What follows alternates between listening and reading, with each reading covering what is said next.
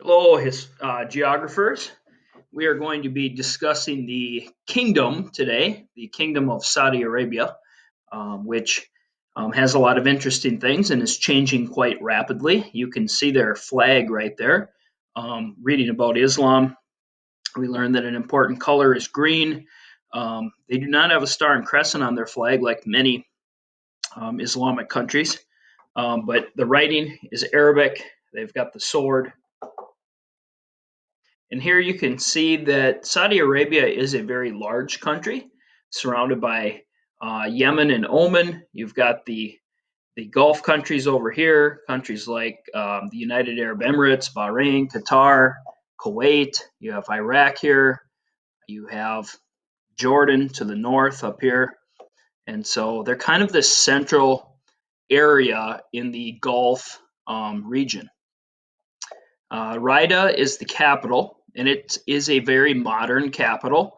The country of Saudi Arabia is very modern. Lots of um, very high tech infrastructure in the country. Good roads, good airports, that type of thing. Electricity, running water, everything that you would expect in a modern country. As you get into some rural areas, it may change a little bit more, but for the most part, um, the cities are very modern, very much what we're accustomed to. Population is 34 million. So this is roughly the same population as maybe Canada, same population as like maybe roughly California. And you can kind of see Saudi Arabia here, obviously where the lights are on. Those are the big cities. That's where people are living. Look at Egypt over here. You've got the Nile River. Once you get away from the Nile, it's desert. And you see that in similar areas in Saudi Arabia where nobody's really living. That's desert. And down here, this is what they call the empty quarter of Saudi Arabia. And it is the world's largest sand desert, Rub al Khali, that we'll talk about. Major religion in Saudi Arabia is Sunni Islam. And we talked and saw a little bit of a conflict there between Saudi Arabia and Iran. In Iran, they are mostly Shia. Saudi Arabia is Sunni. And so there's a conflict between the Arabs here and the Persians over here. And that can turn into some proxy wars like in Syria and stuff like that. Here's the Rubal Khali, the empty quarter, the world's largest sand desert. Because remember, some deserts are rocks and some plants. Not all deserts are the same. Here's the empty quarter, stretches into Oman, Yemen. Number one export out of Saudi Arabia is oil. They have the second largest oil reserves in the world, and they are the number two oil producer in the world. And so they are pumping out a lot of oil. And oil obviously is a very valuable commodity and produces a lot of money for Saudi Arabia. They are ranked usually in the top 15 to 20 wealthiest countries in the world as far as gross domestic product, and oil plays a major role in that. Um, and that helps lead to really the modernization of this country in the last 50, 60 years since they gained or since they really formed in 1932. We've talked a little bit about Mecca, the most holy site in all of Islam, holiest site in Saudi Arabia, the Great Mosque of Mecca here with the Kaaba. We talk about the pilgrimages. Every Muslim in the world is supposed to make a pilgrimage here at least once in their life if they can afford it. Medina, also a very holy place, home to one of the first, if not the first, mosque that Muhammad helped build in the 600s, helped found, I should say, in the 600s. The government of Saudi Arabia is a monarchy in the truest sense. They have a king who rules the country. When the king dies, his son will take over. When that king dies, his son will take over. And since 1932, and even before that, the Saud family had been ruling this area, the Al Saud family. And that's where the name Saudi Arabia comes from. It's the Arabian Peninsula ruled by the Saudis. There's about 15,000 family members in this, going back hundreds, if not thousands of years. But these 15,000 family members, there's a smaller group of about 2,000 that control about $100 billion in wealth. And so it's a very wealthy family. Here's Mohammed bin Salman. He's the crown prince. His dad is the current king. His dad's about 85 years old, so they believe that, and for the most part, we can tell Mohammed bin Salman, is making the decisions in the country today. Some of those decisions have been very positive. Some of them maybe have been kind of bad, or not kind of, but they have been bad. There was a journalist who was writing for newspapers in the United States, and he was very critical of the Saudi royal family.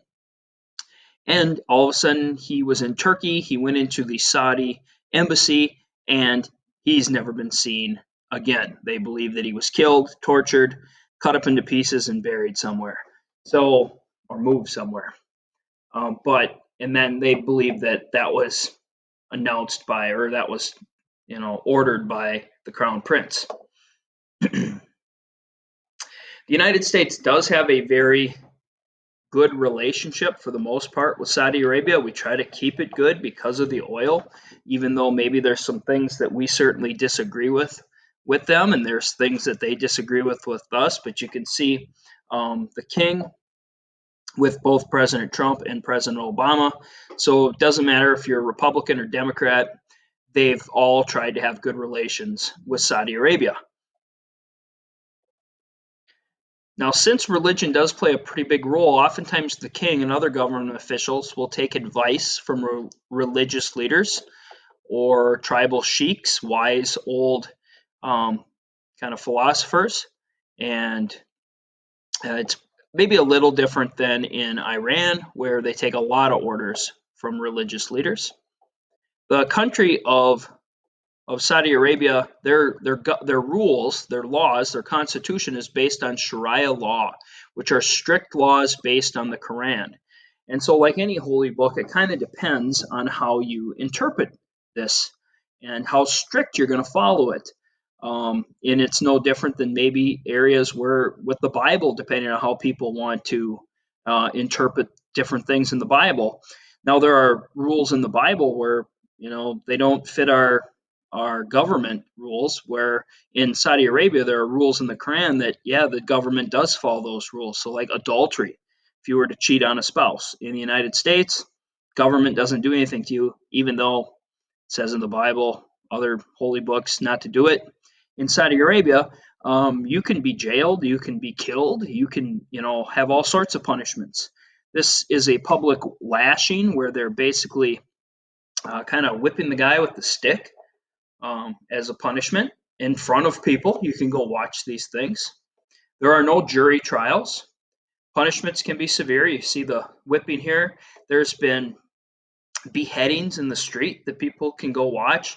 I think between 2007 and 2010, there were like 300 beheadings. These things are all starting to really get cut back on. I mean, when I was growing up watching movies, learning about Saudi Arabia, this was kind of like what I envisioned: the beheadings, the whippings, hands being cut off for stealing. And there was this very strict religious police that would go around and make sure everybody was following religious laws. Saudi religious police boss condemns Twitter users. Well, saying, hey, Twitter is against the religion, depending on how you interpret things. What we've been seeing over the last couple of years, though, is the religious police have kind of disappeared. They're not a big part of Saudi Arabia anymore. The beheadings are not going on.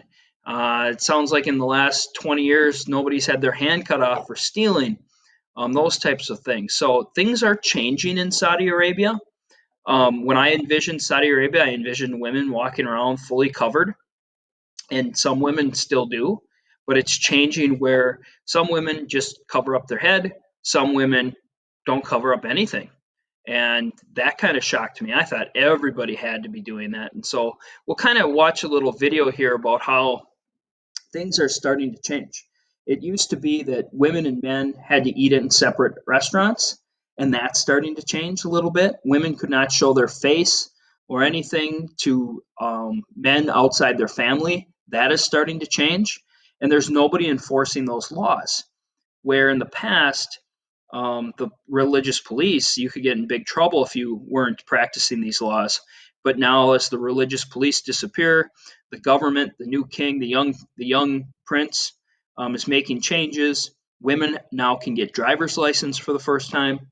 So things are rapidly changing in Saudi Arabia. It used to be a place where no tourists would ever go, and now people are starting to go there. I do have a link that you can watch. It's about 15 minutes long. You do not have to watch the whole thing. You can kind of bounce through it, but I do want you to kind of watch it and see, like, okay, what's similar about Saudi Arabia to us? What's different? That type of thing. Look at the restaurant they're eating at. It's kind of surprising when you think about that part of the world that actually it is very similar to us. Like, we don't think it would be, but there are things like, when you look at it, it's like, okay, they're drinking Coke, they're sitting in a restaurant, everybody's talking to each other. It's no different than us. Um, and so this guy was just recently there, like in the last 6 7 months, and he made like an 8-part video. It's all about 15 to 20 minutes long each one. I just want you to kind of look through this one and just kind of notice the similarities and differences of Saudi Arabia. If you want to watch all of them, you certainly